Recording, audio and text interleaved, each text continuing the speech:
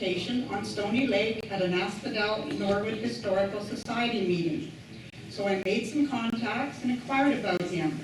He was given wonderful reviews. I contacted him and Hal agreed to do the presentation. I have got to know him over the last few weeks. He has a keen interest in Stoney Lake, and between his parents and his family, the Grunau's have been enjoying the lake for more than 50 years. So we are happy to have him here this evening and give him a warm welcome. I also understand that Hal has invited his family and friends tonight, and we give them a warm welcome as well. Dr. Hal Grunau.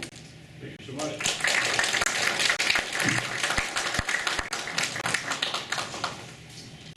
I just want to say a few words to begin with, and then I'm going to pass right over to a couple of others here, including just a few words. I was born in the little town of Winkler, Manitoba. Lots of floods in the spring. Great for a kid to be about 5 years old. On to Niagara Peninsula, a one-room school, then I think it's a 4, a small high school. Off to university, well, when I say off to university, I packed my bag and hitchhiked, because no one else was around to give me a ride. And after that, taught science in Brampton for 3 years, that's high school in Brampton. Then off to Michigan State University, where both my wife, Mark, and I did some graduate studies. We had an addition to our small family of 2, that's Mark and I, and Elaine arrived while we were in Michigan. She was born there. Could become the next president of the United States, because you have to be born in the USA, and you never know when they might need one. Elaine's here tonight, and good to see Elaine. What else? After that, 3 years of teacher education at the University of Manitoba. We thought it would be a couple of years. Sorry, any more than 3 years. We thought it would be a couple of years. It turned out we liked it, and it was 30 years. Turned out, but then we had a cottage back, or at least we had property, back here on Stoney Lake, and Elaine was living and teaching with Sheila, or working with Sheila at the high school in Lakefield. So, with that much introduction, I want to say that I've got a couple of other people I want to introduce, but I want to do this. You see, I don't want to talk for an hour, and so what I thought I would do is I would bring a little projector of mine. Now this is a magic lantern, okay? And in it, there's a little cola lamp right here. And then you put your slides in here, and you project them, okay? And the smoke comes out of here. But you know, you can't get good kerosene anymore. The smoke comes out of here. You've got smoke detectors, I'm sure. Next thing you know, the fire people will be down here clearing out the business, and then where would it be? So I heard about Mike Stedman over here. Mike said he had something called PowerPoint. And I thought that might be the very thing when he explained it. Okay. So we had a number of sessions together. We got to meet Mike. I got to know Mike, meet Mike, and we worked out some things that would work or would work out very well with regard to some of the pictures we had that we thought we could display. So, Mike, and then after that, Rob Gowanlock, a neighbor. Go ahead, Mike, a few comments about what we've up to. If the power goes out tonight, I'm going to use that. Okay. And somewhere, Rob Gowanlock, where are you, Rob? You know, we're now into 4 generations on Stoney Lake. Rob beats me by at least one. His family has been down our road since 1903. There are a whole host of pictures. I could count them approximately. There are 180 pictures, plus another 180 or so in what he calls the family pictures. So the first ones are far more general. People are having fun with on the lake, partying, this, that, and the buildings they had, and so on. So, Rob, maybe just wave, and this is a good time for me to say that I really encourage you to visit what we have on the side here. Rob's pictures alone, pictures that Sheila's brought, a lot of things that I've brought, some of which I'll be referring to, and so on. So, I think we're ready to go. I want to tell you a little bit about kind of the overview of what I hope will happen tonight. First, I hope it's interesting. Next, what I want to do is give a kind of an overview of what happened in relation to, or what is this Stoney Lake thing all about? Incidentally, I didn't know how warm it was going to be here, or how much it was sweat. I was going to have all this thing. I just wore this, and I have a jacket here somewhere, if it's too cool. So, there's another thing that's important about this, and it has to do with this EY-NY business that some of you may have heard about. Okay.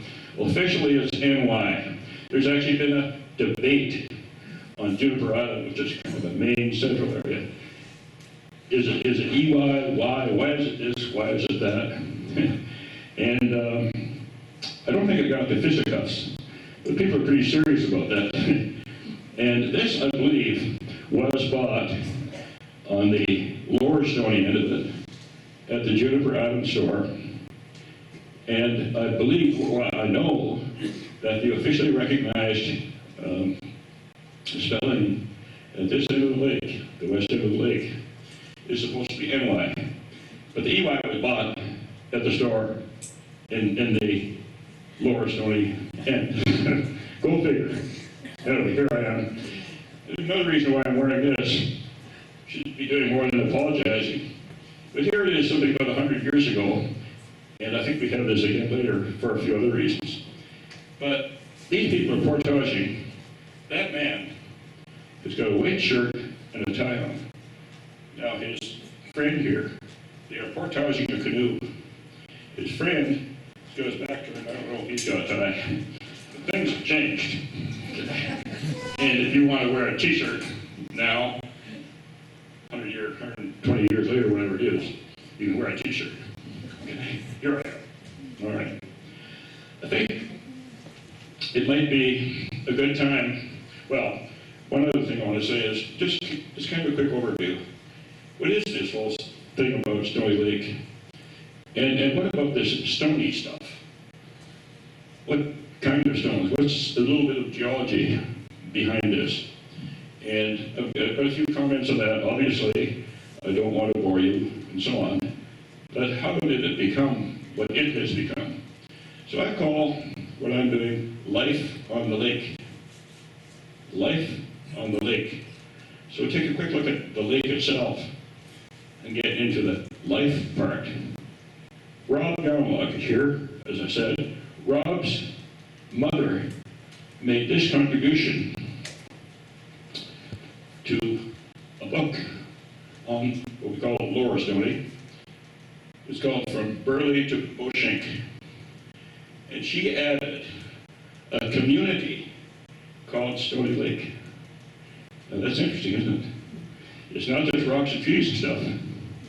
Something about a community. I want to get into that part of it, find out what that's all about. Okay? So, set this aside. We're referring to it a few times, as a matter of fact. Let's see. What have we got? And the way we're going to do this, I'm going to nod from time to time. And this is going to work out very well. So what I'm getting to here, I'm going to be talking about the rock and the kind of rock. But I want to say something about what Susanna Moody had to say about Stoney Lake way back when. Way back when was 1834, when she settled. Roughing in the bush and all that, right? Part of this roughing the bush business was they're trying to make some money because, let me tell you from what I'm reading, there wasn't much bait on the farm. And Catherine Bartrell, too, who could write better, I think it was said. And Catherine Bartrell, Susanna Moody were sisters. And Samuel Strickland, I think Samuel Strickland was the brother to those two. Little family, they all lived around here. Where did Susanna Moody live? On Cachewanuka. First settler on Cachewanuka, 1834. Right? Catherine Bartrell wasn't far away because she actually quite a lot closer to Lakefield. I know you've had sessions on, or a session perhaps on this. And she actually was just outside of Lakefield where the Tongue River starts to widen a little bit. Not quite Cachewanuka, which incidentally, I think means fast-flowing water, not in Cachewanuka, but a little farther down. And we're going to come back to that. That's going to get interesting, this sort of thing. So, what did I want to say about Catherine Bartrell? Want to deal with that for a moment? Get the right page here.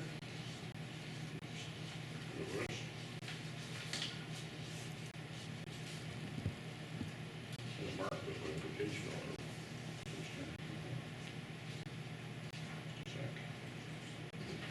Okay.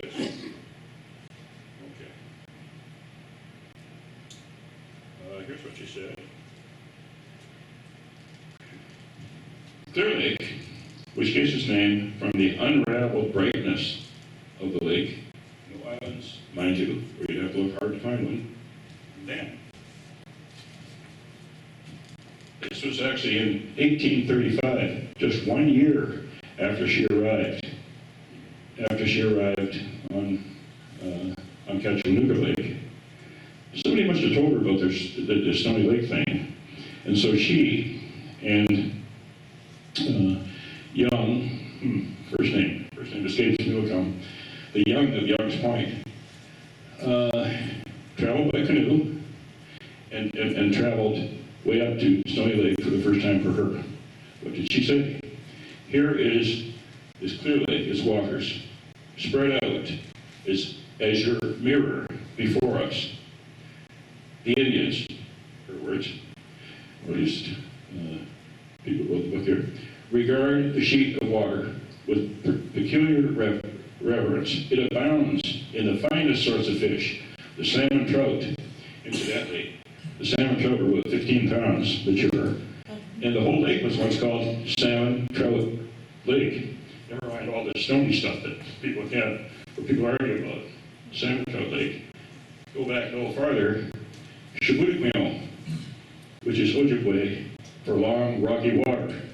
They had it right too, didn't they?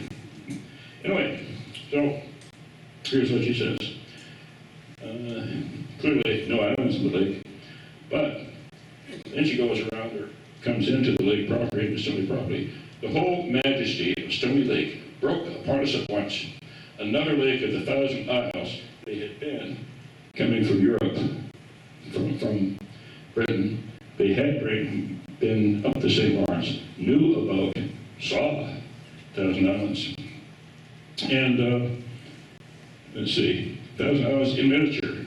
And in the heart of the wilderness, imagine me, or imagine a large sheet of water, some 15 miles in breadth and 25 in length, taken up by islands of every size and shape, from the lofty naked rock of red granite in the rounded hill, covered with oak trees to its summit, while others were level with the water and of a rich emerald green, only fringed with the growth of aquatic shrubs and flowers. So, I think my only point here is that there's a lot of interest in Stoney Lake. It's been a great attraction. A little while later, in fact, Catherine Bartrell says things like, you know, I can see it.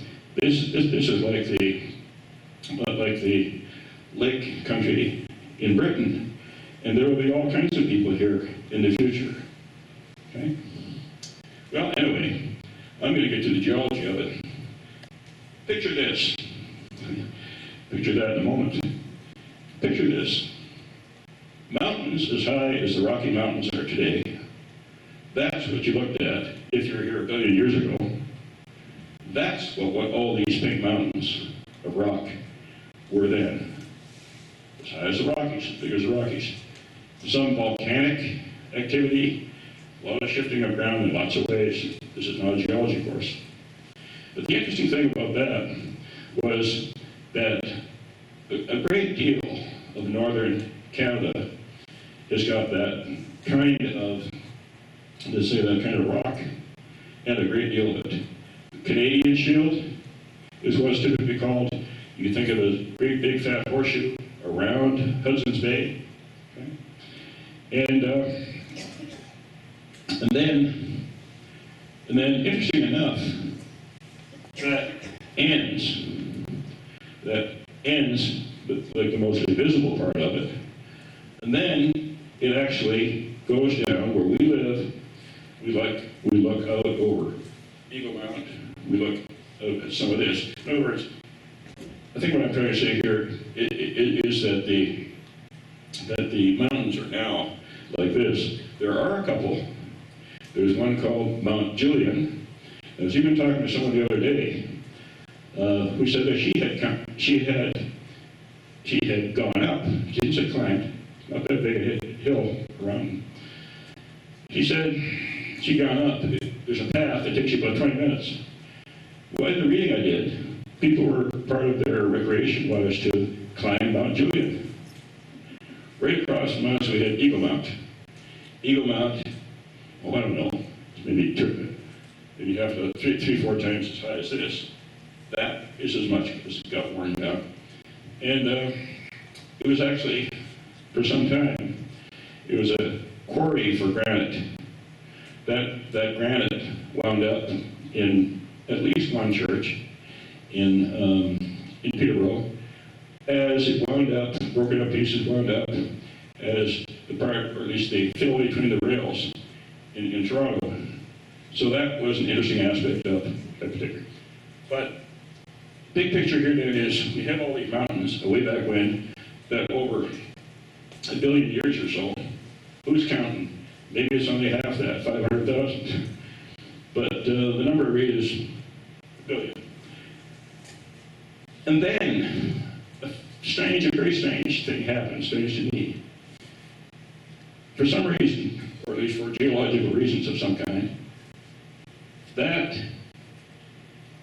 pink granite, when I see it, or we see it, on our side of the lake, it ended up sitting up front here.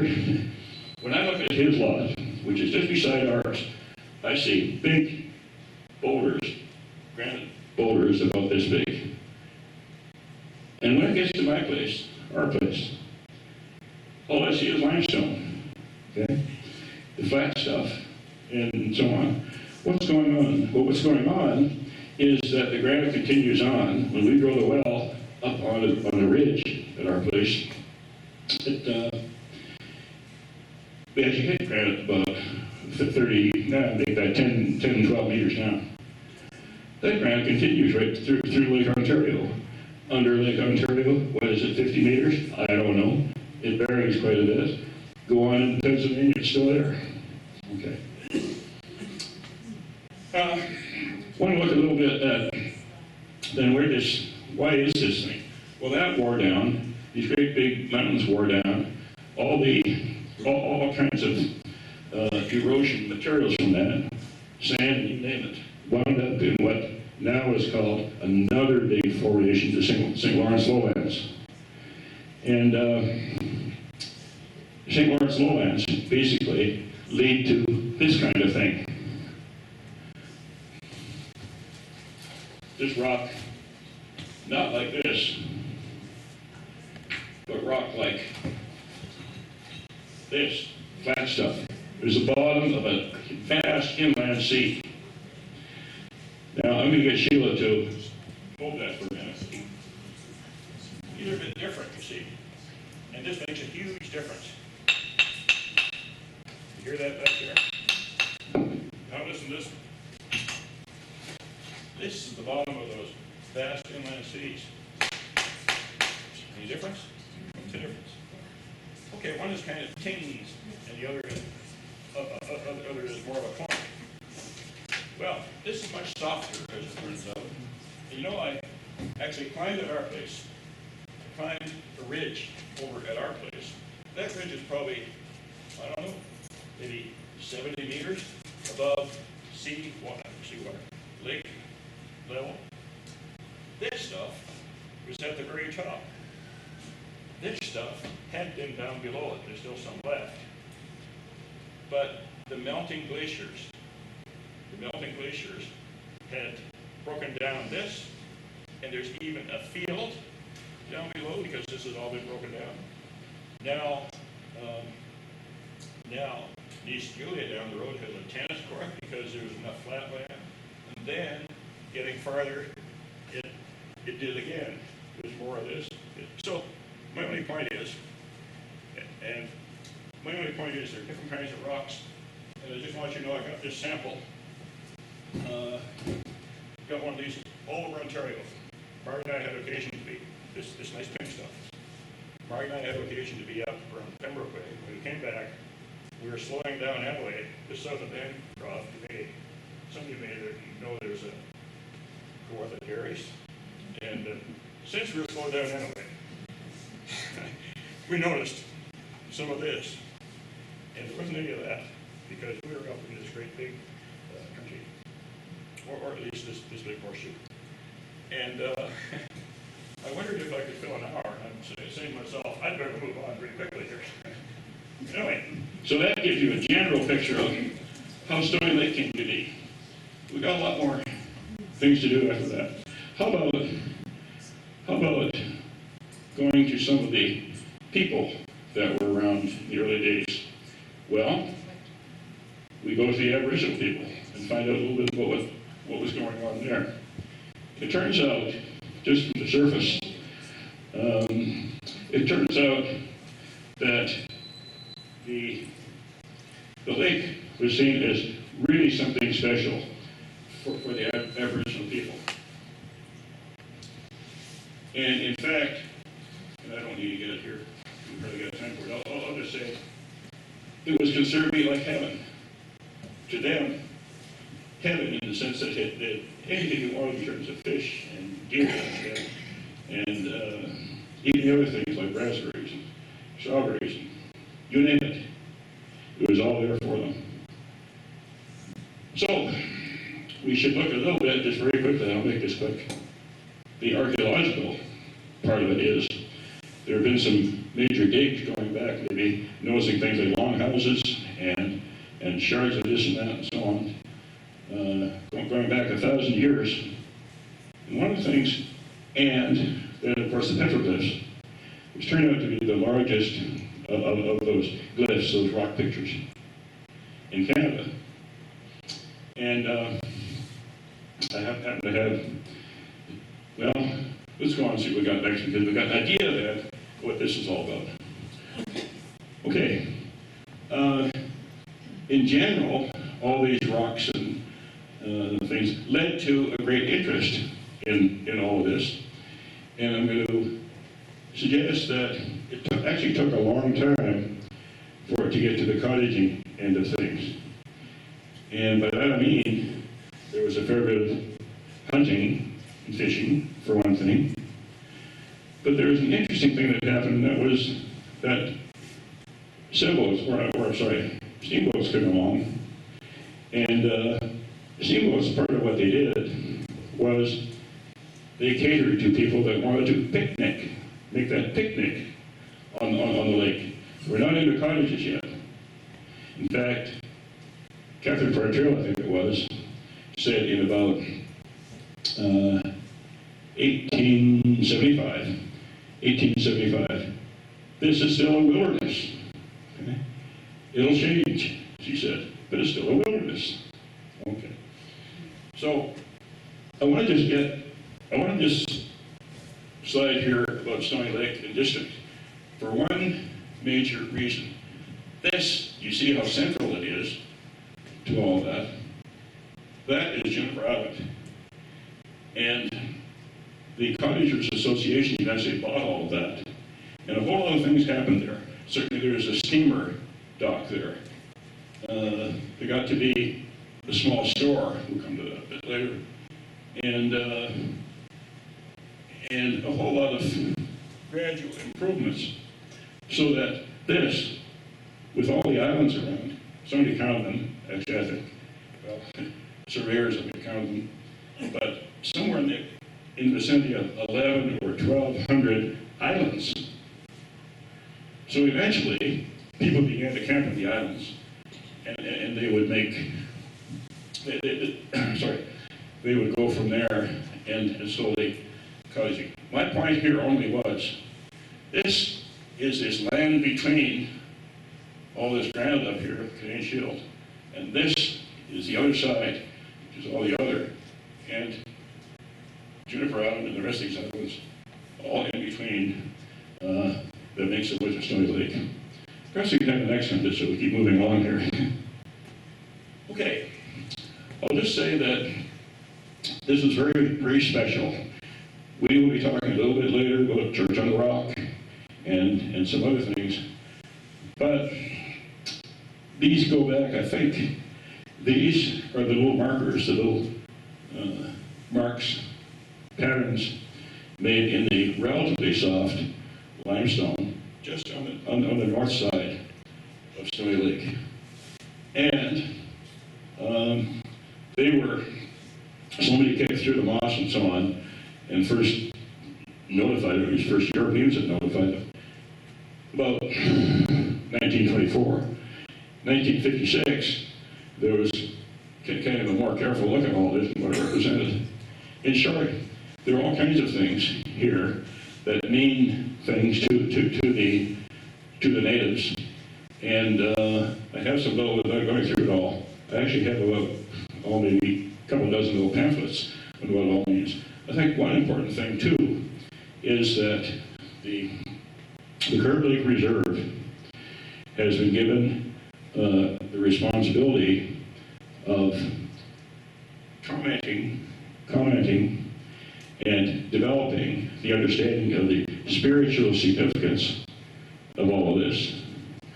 So I'm going to move on now, and what this is all about, really, this actually brings in something else. I'll take this one first and then move out here.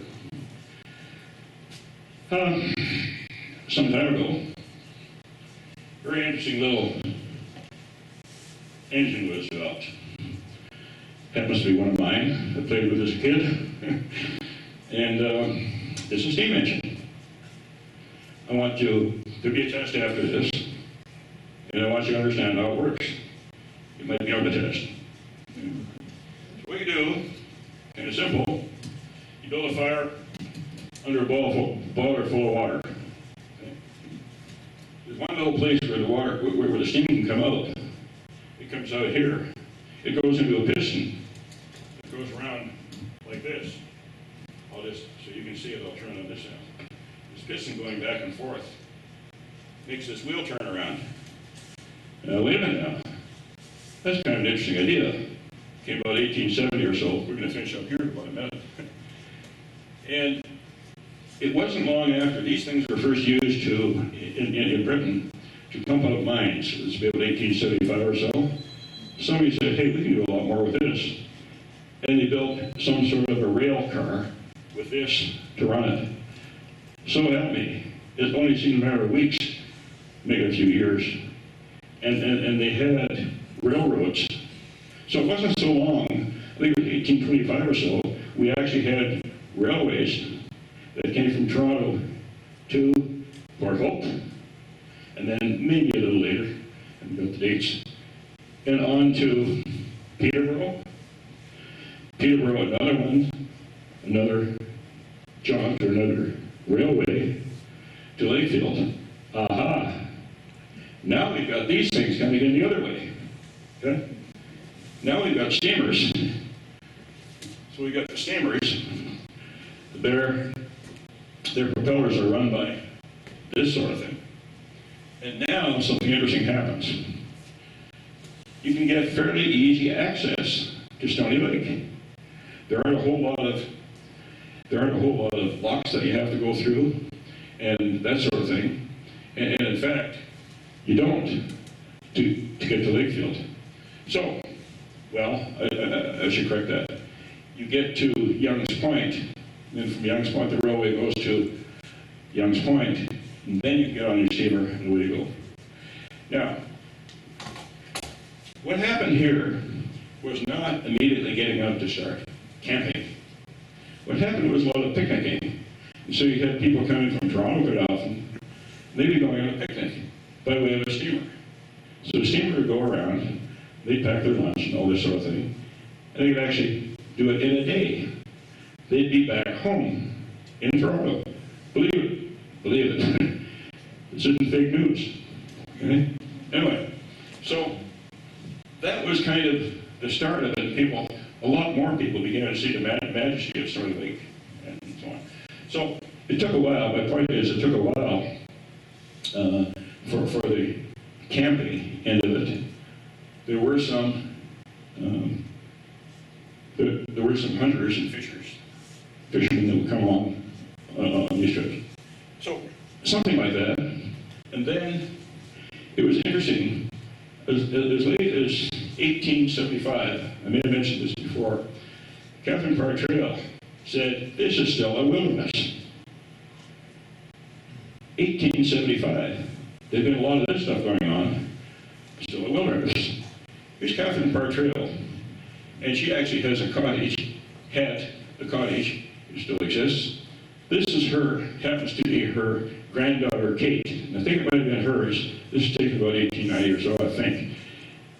Granddaughter Kate, who, that's Catherine Park Trail, and we've had a session on her before.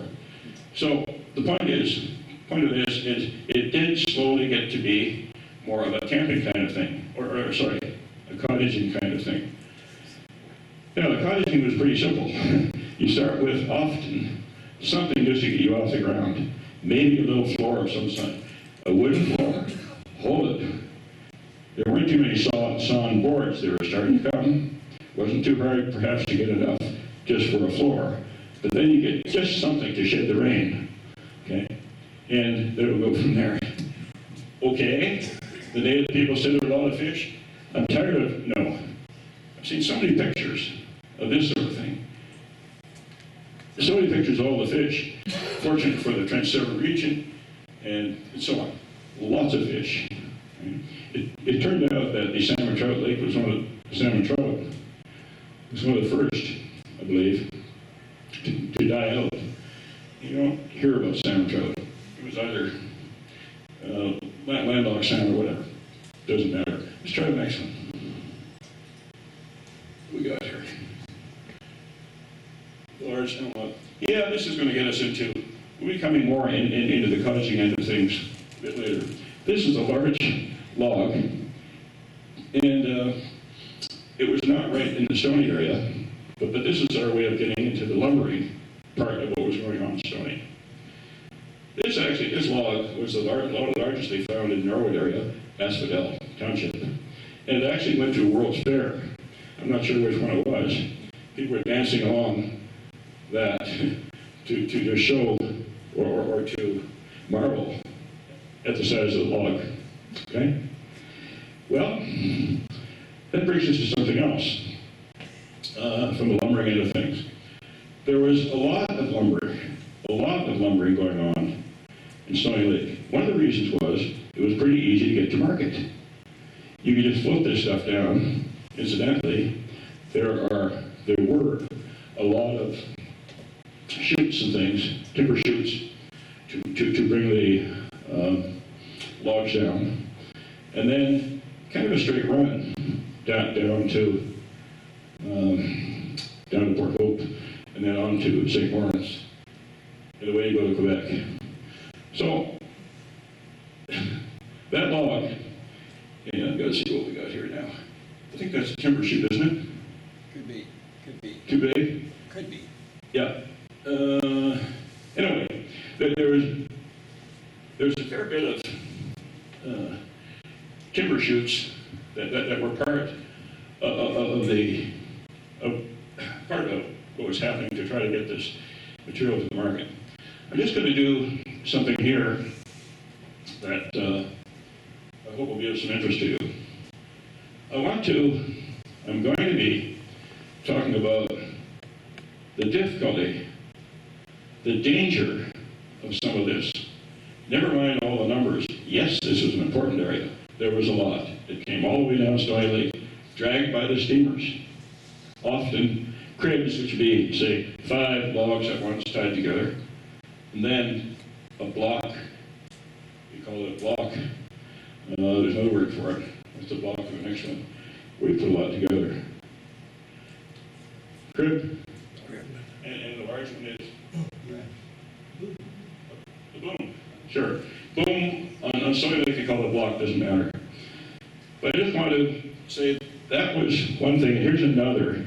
They also were still, even though steamships were coming, they were still, the British Navy was still interested in, still using masts. I want to tell you about a mast that came down one of these rivers. Here we go. Let's see. Incidentally, there was a lot of square timber.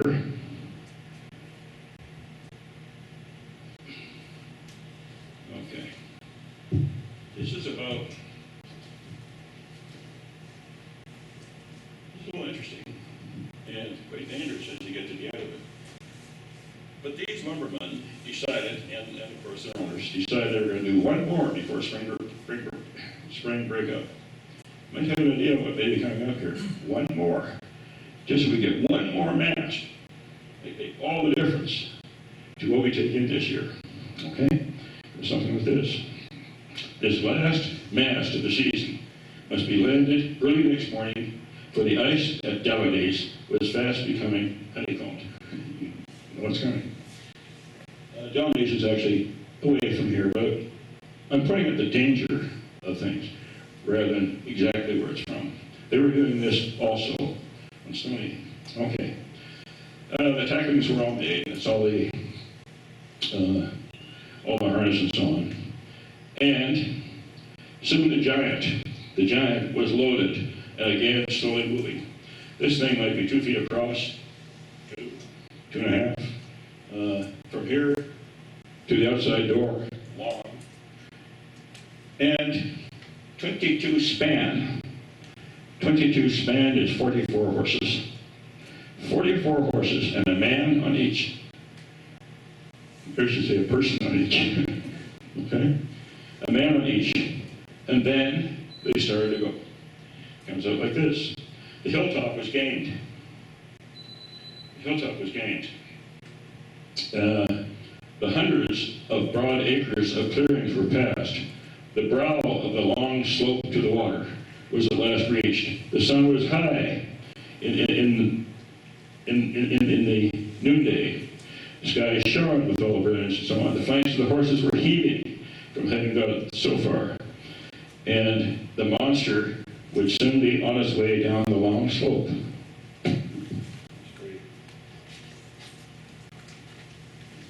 I will skip a bit of this, but it goes something like this. Kept on going. You can imagine what's happening. It's going faster and faster. The horses are getting bothered. We said bothered by the whiffle trees and so on, which are on their hocks. And every horse had soon reached the ice, and all were galloping at the top of their speed until the mast was well nigh full length from the shore, when the ice suddenly broke under the great strain, and mast, sleigh, and 12 span of the rear horses, that's 24, were in a moment, with their riders, floundering in the mass of broken ice and water. 10 span of the forward horses were yet on solid base. There remained not a single moment to be lost, otherwise all would be lost. Instantly, the command, "Cut the mast chain," was given, and Hill's axe swept down like a flash, completely covering it, cleaving it with one blow. Almost as quickly, the order, "Heavy on the lead," was followed, and that is to get those horses on the front, just go as fast as you can get them to go. Well, the long story short was that eventually, as the mast had hit the water, was closing up to half of them were in. With everything they could imagine, they got the rest to pull. The others, not panicking, almost automatically saying, "We've got to get out of here." And sure enough, they all did. And this was about noon or so, and they went home for the day. That was an interesting one, I thought. So that kind of danger is going on. A little closer to here, a little closer to home. I've got to do this. And then I'll start going a little faster because the hour is going pretty quickly. A little closer to home, in Lakefield. And I read this over and over to make sure I got the numbers right. There were cribs, and these cribs are mostly five logs, and then eventually they get put together. But if you're going through something like from Lakefield on to Peterborough, I think there are 4 or 5 logs now. You can imagine. That's pretty fast flowing water. So what happened? They had, I think the numbers were, so help me, 250 cribs one day. And I read this twice. This is not fake news. It came out of the Peterborough Review. There were 1,100. There were 1,100 men in turn writing these things down to Little Lake in Peterborough. Once there, the owner of their company got them to a bar somewhere, a hotel, sorted everything, where it was a good drink. They walked back to Lakefield and did it all over again. I guess it was so much fun. Interesting enough, the French Canadians, who were many of these, because they knew how to do this, there was a little bit of argument, but no big fight broke out. That was in the Peterborough Review as well. Okay. So we're going to leave that and get to this. I think this is actually the bit of here, or at least the cover I held out earlier. This is part of what used to happen. And by used to happen, I mean there was so much canoeing going on. There's so much use of the canoe. But speaking of use of the canoe, I'm going to go one farther. Maybe you take the next one here. And what do we got here? Yeah. This is partly the evolution of what was happening on Juniper Island and Stoney Lake altogether. So there's getting to be more and more, where Catherine Fartrail and Susanna Booty were saying by 1875 or so, it was still a wilderness. That was starting to change, slowly, except, well, we're starting to get some bigger boats, no longer always canoes. Sail will be used, sail of some sort would often be used. Let's try the next one. Okay? And, let's see. To be honest, I think we should skip to the next one, and because we need to save some time. Okay? And now we have Juniper Island, and so very much the core, the base, and so on, of the various things. The central part, which is so much, such an important part to the lake, to the development of the lake, and so on. Now, I'm not sure. I think this, yeah, I'm pretty sure that one is a steamer dock, and back behind it here is the first store on Juniper Island. We'll go to the next one. Okay. All these people had to have something to eat, or at least people that were starting to come up now.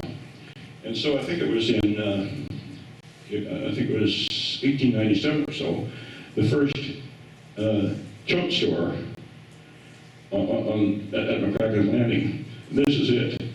It really was different. You see, McCracken's Landing actually was a very important place for these cottagers when it got to be more cottagey.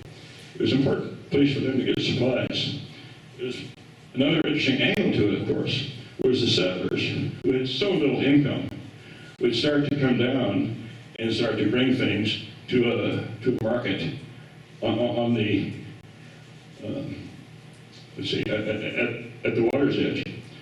And they would bring, I remember somewhere, at least I know someone here that I'll be talking about later, his son actually specialized in honey and meat. Okay, so that's what he brought. But there's more than that.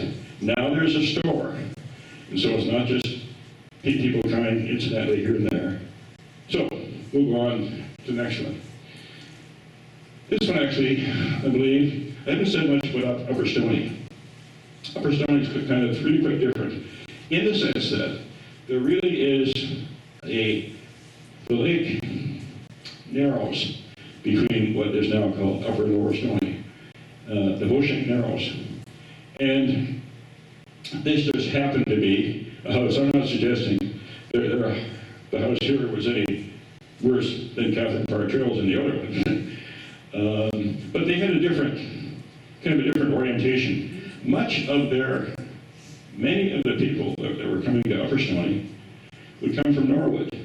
I remember reading about the first person that actually made it through, more or less straight through, was a rider, maybe bringing the mail. Worked just finding his way through the trees. Eventually, some kind of a wagon, even a stagecoach. And then, yes, with corduroy roads and all the rest. Eventually, you get some kind of a motorized vehicle as time went on. But this is mostly just to point out that I didn't forget that there's a Stoney Lake, or sorry, Upper Stoney. Now this is here for a reason, and it gets a little closer to home. I see this, and of course there wasn't much running water, plumbing, and so on. This particular one, I think, may have come from someone who has a place, has a cottage that they call the shanty. The shanty is kind of interesting. I think the people that first came on the place, multi-generationally, maybe 4 or 5 generations now, I think they call it the shanty because you could go to the shanty and you could relax and you didn't have all this stuff that people have these days and so on. Interesting enough, in an article I read on it, there was something called electric house right around the corner. Electric house. It was another building they had rather than just a shanty. Well, the shanty is almost for this kind of, what would you call it? I don't know what historical, again, whatever it would be. But around the corner there were actually getting to be in this electric house. I think they might have just gone down to use maybe a stove or you name it. Maybe read at night, the electric lights. None of that here. But there's something else about this. I've got a drawing here that my mother did. And this starts to get into the community end of it a little more. I thought, do I have any of that? And I went out, and I think it was someone on Collins Island was giving some sketching lessons. I said, that sounds good. I actually went in a kayak, and didn't take me long to get there. Stoney Lake, all these islands, and things are pretty close. And we did some of this. And I thought, I think I had a bit of a, talent is a pretty strong word, but I think I can come up with something that looks like outhouse. But when I'm on the outhouse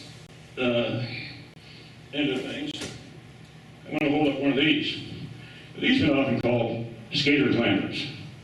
Kind of a romantic thing, isn't it? You're out there watching on the ice and all that sort of thing.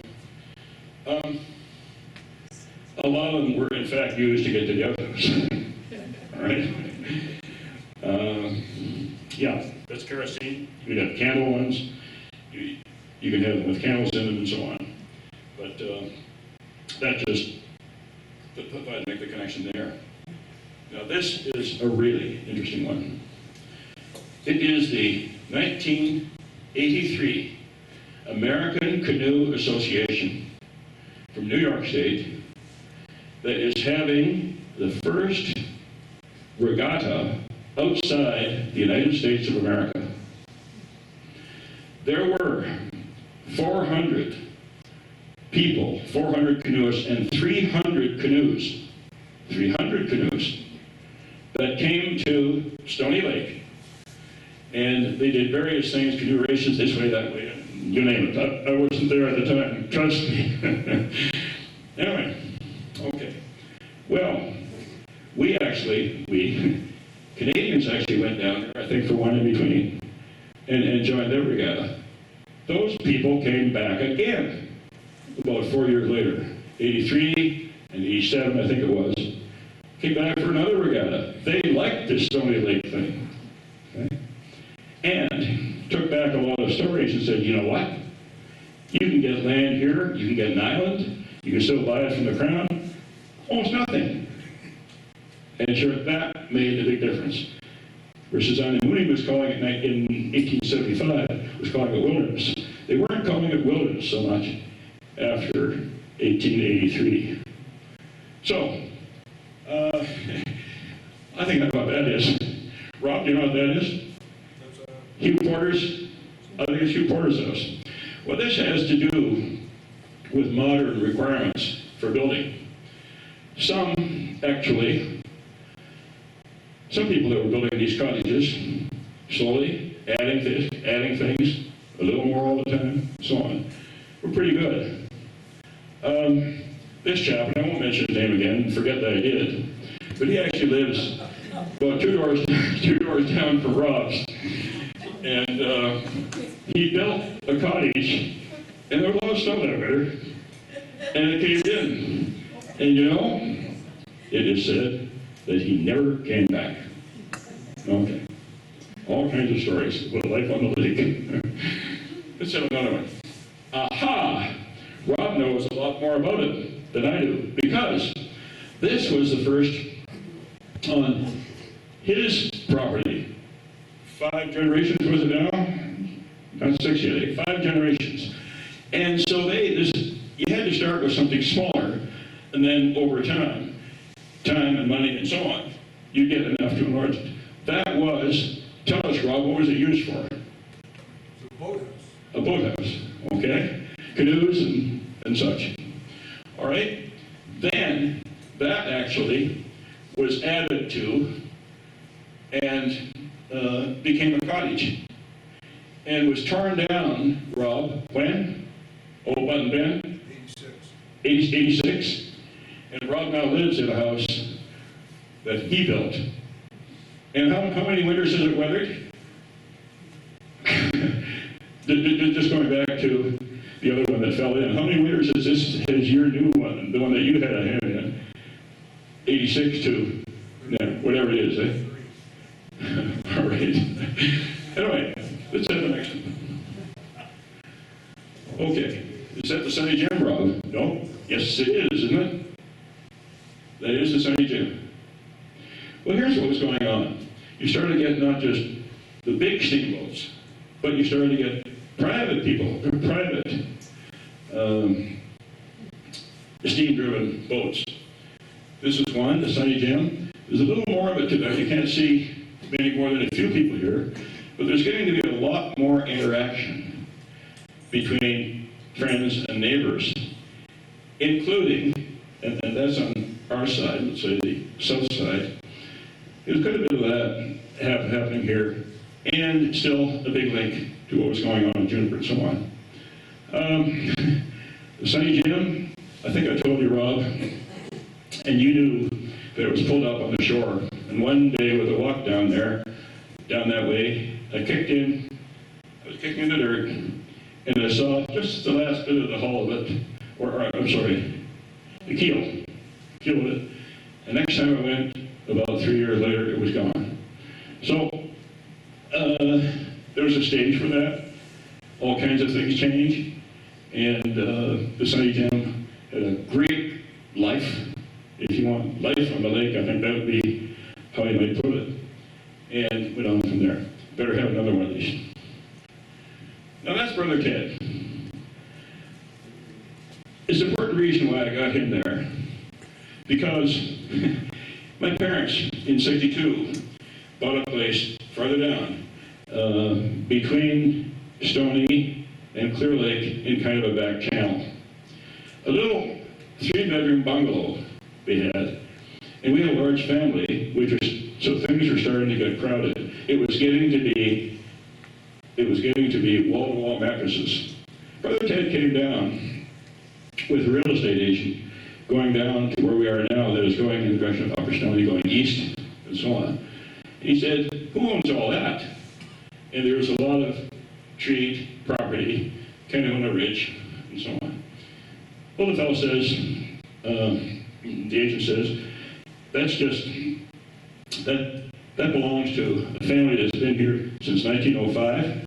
It's not Rob's family, it's another one. From 1905, and just forget about it. They're people from Ohio. Well, next week, he and his wife came, and there was a for sale sign on it. And he called the number. In the end, or not too long after that, 4 of us, siblings, Sister Alice, and her husband Ed here, and Mark and I, Ted and his wife, Brother Bob. There were a lot of us. We bought 750 feet, close enough, of frontage in 1974.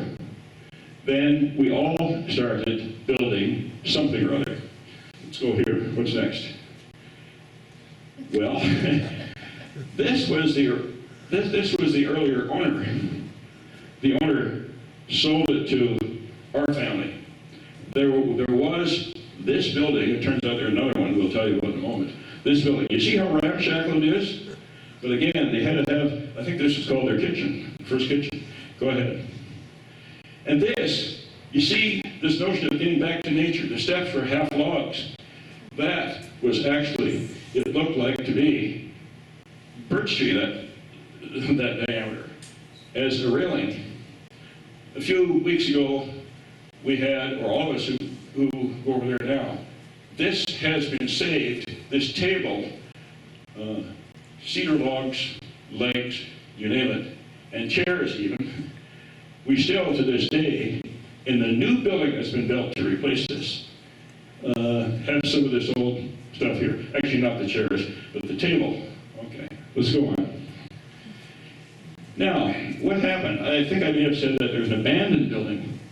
There's an abandoned building down there. And what those previous owners did before we bought it was they moved up the hill. Up the hill. Yeah, they found 3 log buildings around in the area. And they put these 2 up in 1948. I want to tell you that, remember I said something about the indigenous people and how they had Curved Lake and how they were saying things I didn't say yet, but their lives were withering, their lives, or at least their lives were withering while we were prospering. Well, Chief Redpath did the blasting for this one. That's this one here. So these were 2 were in 48, and that one was added to these 2 in 62. And again, Chief Redpath did the blasting. This is going to evolve a bit. Keep going from there. Yeah. This is McCracken Landing today. A little different. One thing that's happening, really quite different, we're a long way past the canoes and the little steamers and things, and you get boats now that are coming, a lot of them from the USA, and coming up the Trans Severn Waterway, which finally, after many years, was completed, I think, 1904, I think it was. But huge differences now. You've got time has brought prosperity, has brought a lot of money all around, and so on. So, let's go to another one. That's it. Well, then I'm going to pick up on one of those 3. Or one of these 3 buildings. Again, I want to refer to a generous brother Ted. He said, you can stay in this until you get something built for yourselves. That was what he eventually wound up. Brother Bob, who knew a lot about building, tore down the old one that we didn't show you the whole one, but we got it here somewhere. You'll see it later. But he said, I'm starting again. Do you want the logs? I said, to Mark and I. We said, we'll take the logs, floors, doors, I've said this so many times, windows, and all the rest and do it again. We got these two. He said, but I want to keep this one for a billiard room. And he moved it over with a couple of cranes. Things are changing. Right? Anyway, now the plot thickens. And so you begin to say, well, where'd these come from? Got a little idea on that. I've got about 5 minutes left. It goes like this. The people that had these log places put up, they also put up little plaques like this, which I found very interesting. And this one is the Matthews cabin. It's the one at the extreme left when you're looking at it. And it says something about, built by William Matthews on the high ground, McCracken Landing Road in Hall's Glen. His land, he was a settler. His land was actually when you come out of McCracken Landing Road, and if you didn't turn left or right on County Road 6, you'd drive into right exactly what was his field was. Okay? Anyway, one thing led to another. I said, well, this William Matthews thing, I wonder if I could track down a little more of that. I did. It turned out I met his great-grandson. His great-grandson gave me something which I thought was really kind of interesting. I think I'll kind of finish with this because our time is going. But it has to do with something about how things go full circle and how people live and so on. Something like this.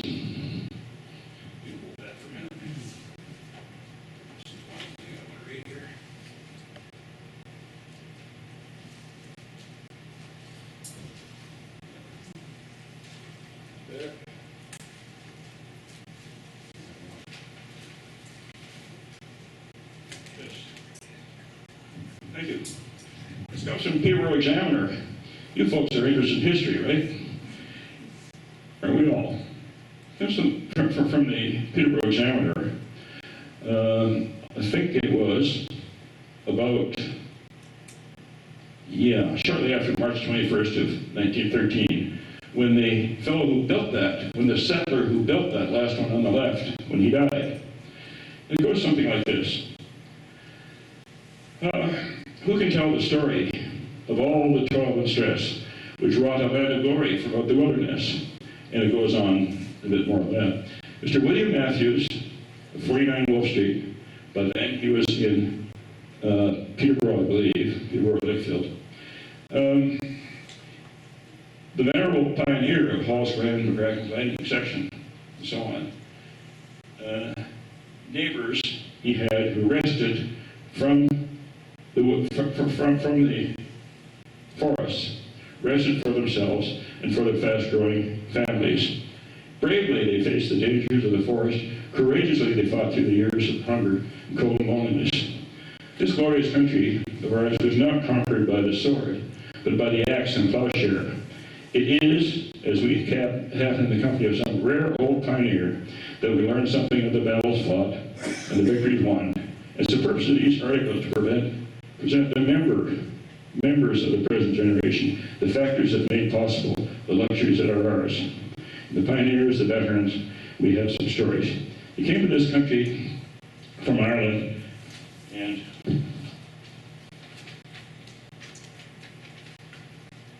anyway, he took up land on the lot that I talked about. First summer, he worked with other farmers for the magnificent sum of 10 cents a day, the price of bushel potatoes. A little inflation, okay? Wages were so low and so scarce that he was forced to seek employment elsewhere, and somehow he managed to get through the first 5 years doing a few things. For years, and this is the part I want to kind of finish with, for years it was his custom to walk to Peterborough with grist to be ground into flour. I don't know if you know Hall's Glen and McCracken's Landing, but to walk to Peterborough with a sack of grain on your shoulder. Whenever they ran short in their supply. They used to pound the grain and so on. The sugar they took to Peterborough in exchange for supplies. Sometimes they would go to McCracken's Landing, to Young's Point. They used a punt, a little boat they had. But from there to Peterborough, they trudged every step of the road, carrying on their backs each 60 pounds of the precious material. And so on, it goes on to something like this. I think what I'm saying is that I wanted to finish with something that really was quite personal. That's our bedroom. His room is now our bedroom. This guy, right here. There's one other thing, I am going to finish with this, I promise. And there's so much said about community. Rob's mother added community to that. You know what, there is a community. It's a community of people that, and it revolves around Juniper. It just seems like there's a lot of connection. That connection comes from a lot of things. Relatives, for one thing. The need to buy things at the Juniper Island store. And the fact that there are a lot of activities going on there, like swimming. Even I have been in, I think they call it grandfather's race, the mile swim. So I think you were too, weren't you? Yeah, you were in the mile swim too. Anyway, so a whole lot of activities. Even now, they have a museum in the new Juniper Island store. They have candies and things that kids can come and get. They have a dancing pavilion and movies. I felt maybe I was missing something. No, I felt I was missing something. We on the shore don't seem to be as much involved. So what did I do? Well, I carved a bit. I carved some ducks and things in the past, and I decided that I would go to the Juniper Island show and sale. So here's one little thing that made the sale. I always wondered, and this comes from basswood from our property, I always wondered if I had some of what my mother and uncle had. Uncle did carve birds and so on, way back in the day. This went, this didn't go, because I never got the paint on it. This went, these little ducks are called whistlers. And you'll see this in the Otonabee River quite often, this one. And that one is the female. And this is talking just about hooking up. We're not going anything beyond that. This is trying to get her attraction.